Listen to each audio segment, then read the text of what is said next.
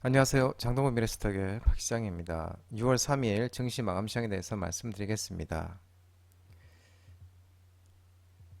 코스피는 2662.10포인트 0.76% 하락 마감했습니다. 미국 증시 혼조 속에 외국인과 기관이 순매도하면서 하락 마감했습니다. 외국인은 2195억 순매도, 기관은 3147억을 순매도하였습니다.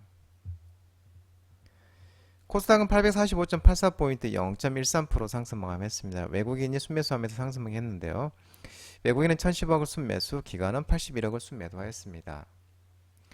간밤 뉴욕 증시도 혼조세를 보이며 방향을 잡지 못하는 모습이었습니다.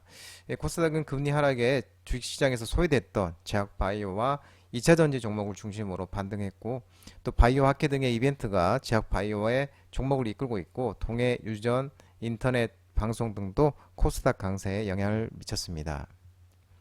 원달러 환율은 1376.00원 0.01% 하락 마감했습니다. 미국의 월 공급관리협회 ISM 제조업 지수 부진한 모습을 보이자 경기 둔화 우려 확산 등의 원달러 환율은 하락하는 모습이었습니다.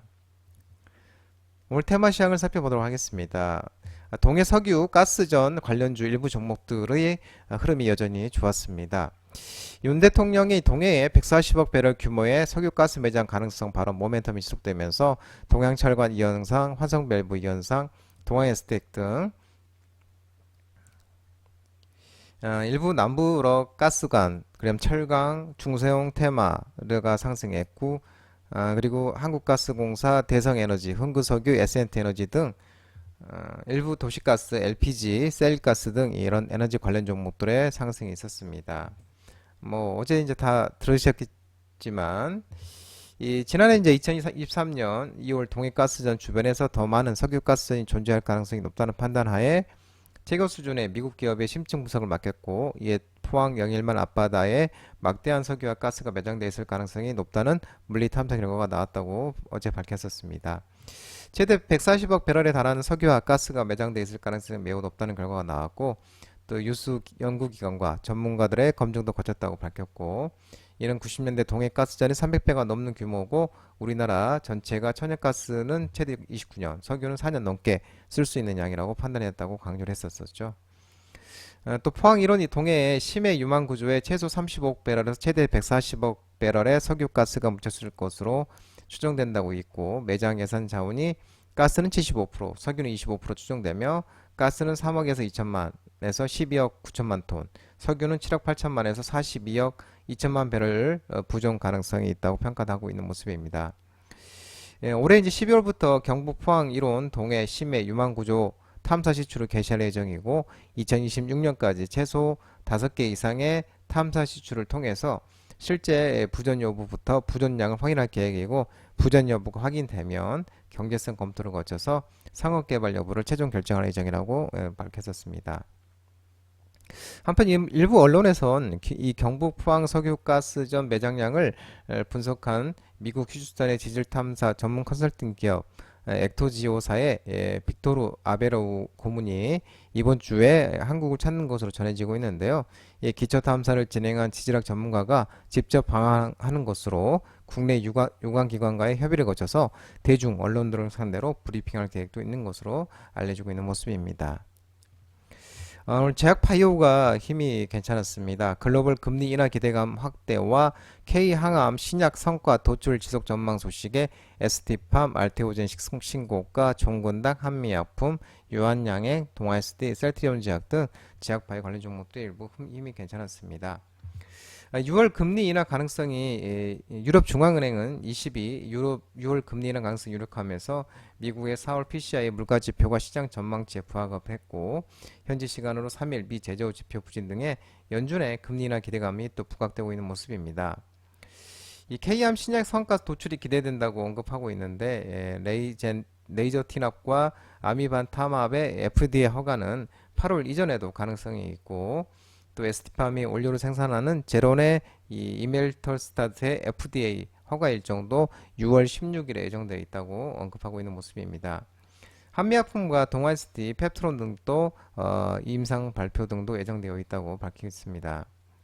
아울러 또 미국 임상종합학회 아스코가 현지 시간으로 지난달 31일부터 6월 4일까지 시카고에서 개최되고 있는데, 다음 달 7월 3일부터 6일까지는 미국 샌디에고에서 2024 바이오 인터내셔널 컨벤션 바이오 USA도 잇따라 열리는 글로벌 제약 바이오의 학회 기대감이 지속되고 있는 모습입니다. 반도체 일부 종목들이 상승했는데요. 필라델피아 반도체 지수가 상승을 하고 엔비디아가 새 AI 칩 발표 등 소식에 DB하이텍, 에이펙트 상한가, 온픽, 임팩, DI, DCK, 뉴파워 플라즈마, 덕산테코비아 등 일부 반도체 종목들이 상승을 했습니다. 제조업 지표 이축 속에 경기 침체 우려와 금리 인하 기대감이 지속되면서 혼조세 뉴욕 증시를 마감했습니다. 하지만 필라델피아 반도체는 상승을 했는데요.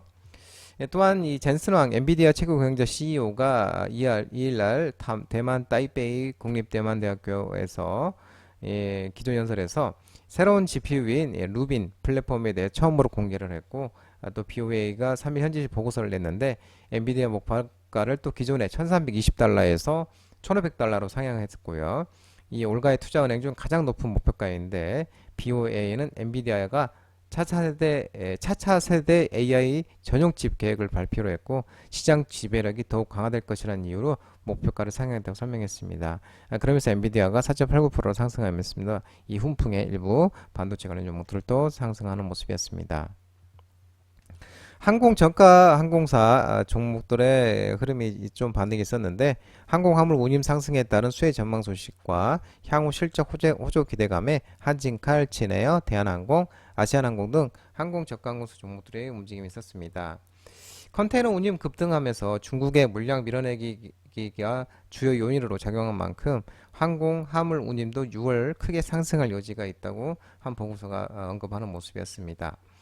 이 경상적으로 항공 화물 운임은 컨테이너 운임과 동조화를 보였고 아시아 내 주요 공항과 주요 항공사의 화물 통계도 매우 긍정적이라고 밝혔습니다. 한 증권사 보고서에서도 항공업종 경우 올해 3분기 성수기를 기점으로 노선별 믹스 정상화 양상이 뚜렷하게 전개될 것이라고 밝혔고 일본과 미주 노선의 수요 화랑세가 지속되는 가운데 중국과 유럽 노선의 판매 비중이 서서히 상승하고 항공사들의 실적 성장 기회를 제공할 것이라고 설명한 모습입니다. 또한 이제 국제유가가 오펙 플러스 감산 유지에도 향후 축소 전망 소식에 또 미제조 PMI 부진 소식에 큰 폭으로 하락한 영향도 긍정적으로 작용하는 모습입니다. 로봇 관련 종목 일부 종목들이 상승이 있었는데 하반기 실적 개선 기대감과 AI 산업 확대 낙수 효과 분석 소식에 KNR 시스템, 휴른 네트워크스, 서한기계공업, 베노티 NR, 사이맥스 등 일부 로봇 관련 종목들이 반등이 나왔습니다. 올해 1분기 국내 로보틱스 업체들의 실적이 전반적으로 부진을 했고 이는 유럽 협동 로봇 수요의 하락에 따른 영향이 컸다고 분석하고 있는 모습입니다. 다만 글로벌 협동 로봇 수요 중 상당 부분을 차지하고 있는 미국의 수요는 견조하고 하반기에는 그 성장세가 더욱 가파라질 것이라고 전망하고 있는 모습입니다. 이에 따라서 미국 매출 비중이 높은 업체 순으로 실적 개선 강도가 강할 것이고 개선 정도의 차이는 있겠지만 거의 모든 업체의 탑라인 성장세가 높을 것이라고 밝혔습니다.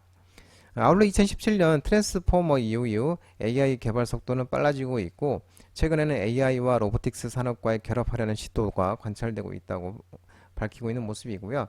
챗GPT는 맥크롤링 데이터, 자율주행 차량은 실제 주행 데이터를 파운데이션 모델을 이용해 학습시킨 결과물이며 또 이와 마찬가지로 로봇의 동작, 작업 데이터를 파운데이션 모델을 통해 합수시킨다면 이것이 곧 AI와 로보틱스의 결합이라고 밝혔습니다. 엔비디아는 이에 수반되는 하드웨어와 소프트웨어를 제공하는 플랫폼을 제공하며 미래 로봇 시장에 판을 짜고 있는 상황이라면서 이는 AI 시대에서도 국내 로보틱스 업체들에게 향하는 낙수 효과가 될 것으로 밝히고 있는 모습입니다. 미국 뉴스케일 파워 주가가 하락하면서 원자력 발전 종목들도 우리나라 하락을 했습니다. BHI, 보성파워텍, 수산인더스트리, 우진엔텍, 우리기술 등 두산에너빌리티 등 원자력 발전 종목들이 뉴케일스 파워 주가가 하락하면서 하락했습니다. 미국 뉴욕 3대 지수가 제조업 지표 이축 속에 경기 침체 우려가 불거졌고 금리 인하 기대감이 지속된 영향으로 혼조 마감했었는데 미국 최대 소형 모듈 원전 설계업체 SMR이 뉴스케일 파워 주가가 12.60%로 하락을 했습니다. 지난밤 또 뉴욕 개장 직후에 이 NISE에 상장된 최소 60개 종목의 높은 변동성을 보이면서 거래가 정지가 됐는데 일부 종목은 99% 폭락하는 비정상적인 움직임을 보였습니다. 오런 버핏의 이제 버크셔 해사웨이 클래스 A를 비롯해서 뉴스케일 파워도 98.51%나 급락한 것으로 표시가 됐습니다.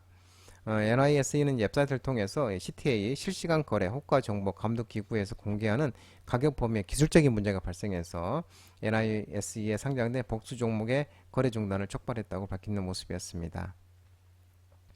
운임 상승의 여파에 따라 비용 상승 우려에 화장품 관련 종목들이 하락을 했습니다. 차익 실현이 나왔는데요. AVCNC, 삐아, 스피어 파워, J2K 바이오, APR, 한국 화장품 제조 등 화장품 일부 차익 실현이 나오는 모습이었습니다. 최근에 상승을 이어가던 화장품 수출주가 운임 인상이라는 악재를 맞이했는데 홍해 사태 여파로 시작된 해상 화물 운임 상승세가 올 하반기까지 이어질 것이라는 전망이 나오는데 국내 화장품 기업이 가성비를 무기로 미국 등 주요 시장의 오프라인 유통 채널에 입점을 시작하는 시점에 물류비 상승이 발목을 잡을 수 있다는 우려가 불거지고 있는 모습입니다.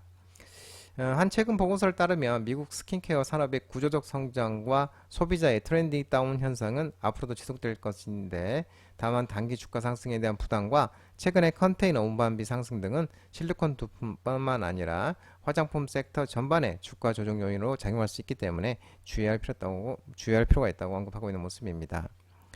국제유가가 급락하면서 정유주를 또 하락을 하는 모습이었습니다. SOL, GS, SK이노베이션 등 정유 관련 종목들이 하락을 했습니다. 국제유가가 이제 오펙 플러스 감산 유지에도 향후 축소 전망 소식에 큰 폭으로 하락했는데요. 3.60% 하락하면서 74.2달러에 마감했습니다. 지난 주말에 오펙 플러스 회의가 개최된 가운데 오펙 플러스 회원국들이 장관급 회의를 열어서 하루 366만 배럴 규모의 현행 공식 감산 정책을 내년 말까지 유지하기로 결정을 했고 당초 올해 말 만료 예정이었으나 1년 더 연장하기로 한 것입니다. 다만 사우디나 러시아 등 일부 회원국들의 자발적인 감산은 3개월 더 유지한 뒤 10월부터 차츰 줄여나가기로 한 것으로 알려지고 있는 모습입니다. 또 지난달 발표된 미 제조업 지표가 부진하면서 경기 침체 우려도 확대되는 모습입니다.